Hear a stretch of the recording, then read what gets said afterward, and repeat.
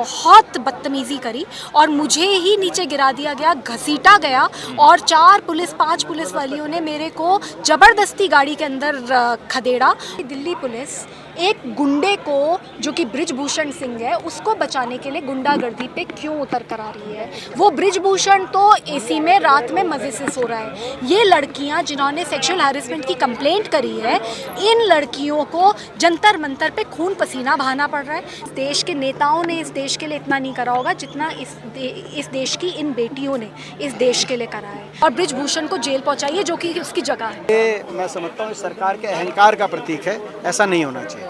दोषी के खिलाफ कानूनी कार्रवाई हो और जो बेटियों को न्याय मिले। गवाह हैं, आपने खुद आप यहाँ पे आई देखा, तो क्या कुछ हुआ था कल? मुझे रात में पता चला कि लड़कियों को खदेड़ा गया है, उनके साथ बदसलूकी करी गई है दिल्ली पुलिस के द्वारा। तो मैं यहाँ पे आई लड़कियों के स्टेटमेंट्स रिकॉर्ड करने के लिए और उनसे मिलने के लिए। मैं अकेली थी, मेरे साथ सिर्फ एक काउंसलर थी, 181 विमेंस हेल्पलाइन की। मैंने दिल्ली पुलिस के ऑफिसर्स जिन्होंने इस एरिया को पूरा छावनी बना दिया था, उनसे रिक्वेस्ट करी कि हम 2 लेडीज़ हैं, हमें अंदर जाके स्टेटमेंट्स रिकॉर्ड करने हैं, लड़कियों का हाल पूछना है, कोई समस्या है तो उनकी मदद करनी है। लेकिन दिल्ली पुलिस ने बहुत बदतमीजी करी और मुझे ही नीचे गिरा दिया गया, घसीटा गया और 5 पुलिस वालियों ने मेरे को ज़बरदस्ती गाड़ी के अंदर खदेड़ा और वहाँ अंदर घुस गए। मैं बोलती रह गई, मेरे पास फ़ोन नहीं है, मेरे पास बैग नहीं है, आप मेरे को क्यों अरेस्ट कर रहे हो, मैंने क्या बिगाड़ा है। उसके बाद ज़बरदस्ती मुझे पुलिस स्टेशन ले गए और मेरे को वहाँ पे पूरी रात बिठाया गया। जब मैं सुबह दोबारा यहाँ पे आई तो फिर मैंने ये देखा कि मुझे काफ़ी देर बहस करनी पड़ी दिल्ली पुलिस की, तब जाके दिल्ली पुलिस ने मुझे यहाँ अंदर घुसने दिया।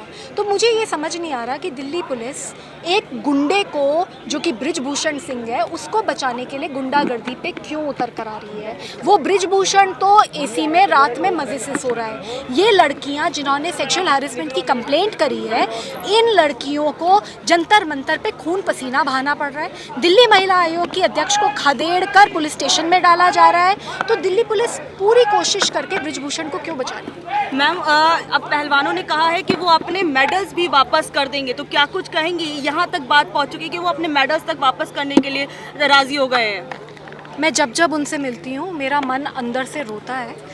ये लड़कियाँ फौलाद से बनी हुई हैं, ये लड़कियाँ देश की पहलवान हैं और ये लड़कियों ने, इन देश के नेताओं ने इस देश के लिए इतना नहीं करा होगा जितना इस देश की इन बेटियों ने इस देश के लिए करा है।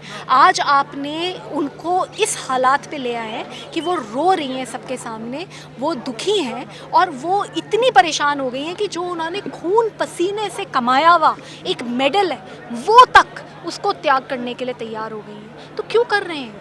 क्यों बृजभूषण जैसे गुंडे को अरेस्ट नहीं करा जाता? यहाँ दिल्ली पुलिस के 400 पुलिस वाले खड़े हैं। मैं जानना चाहती हूँ किसी की हिम्मत नहीं है कि जाके बृजभूषण को अरेस्ट कर ले।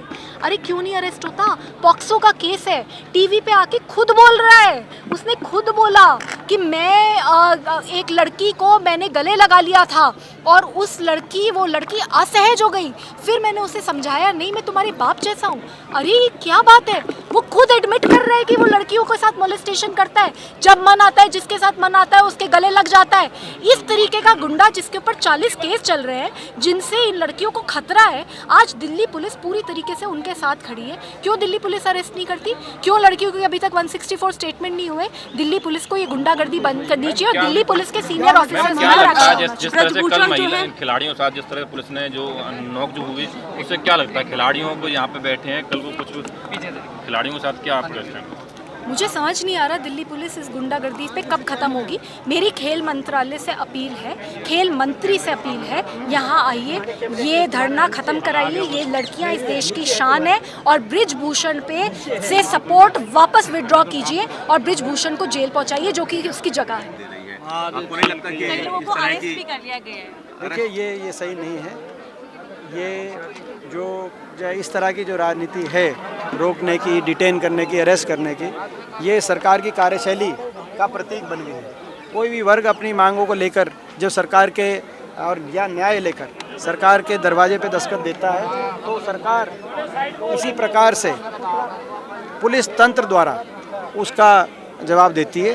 ये मैं समझता हूँ सरकार के अहंकार का प्रतीक है, ऐसा नहीं होना चाहिए। बट लगातार केंद्र सरकार इस पूरे मामले को लेकर चुप है। स्मृति ईरानी जो कि ये बड़े दुर्भाग्य की बात है। आज दुर्भाग्य की बात देश देख रहा है। इसमें जो है न्याय को कैसे बांटा जाए, किसी को न्याय किसको न्याय मिले किसको ना मिले, ये तो सरकार का काम नहीं होना चाहिए। सरकार राजधर्म पे रहे, राजधर्म में इस देश की हर बेटी की इज्जत को, उसको, उसके मान सम्मान को एक दृष्टि से देखा जाए। ना तो बेटी की, हमारे देश की बेटी की कोई मान सम्मान या कोई इज्जत किसी धर्म, जाति, प्रदेश या किसी भी दृष्टि से देखी जा सकती, और ना ही दोषी की कोई धर्म, जाति होती। जो दोषी हैं, दोषी के खिलाफ कानूनी कार्रवाई हो और जो बेटियों को न्याय मिले, यही बात मैं कहना चाहता हूँ। नेशनल दस्तक की आपसे गुजारिश है कि अगर इसको बचाना चाहते हैं तो नेशनल दस्तक को सब्सक्राइब करने के लिए रेड कलर के सब्सक्राइब बटन को दबाएं, फिर बेल आइकन की घंटी दबाएं। नेशनल दस्तक को बचाने के लिए बहुत जरूरी है कि हर खबर को शेयर करें, लाइक करें, कमेंट जरूर करें।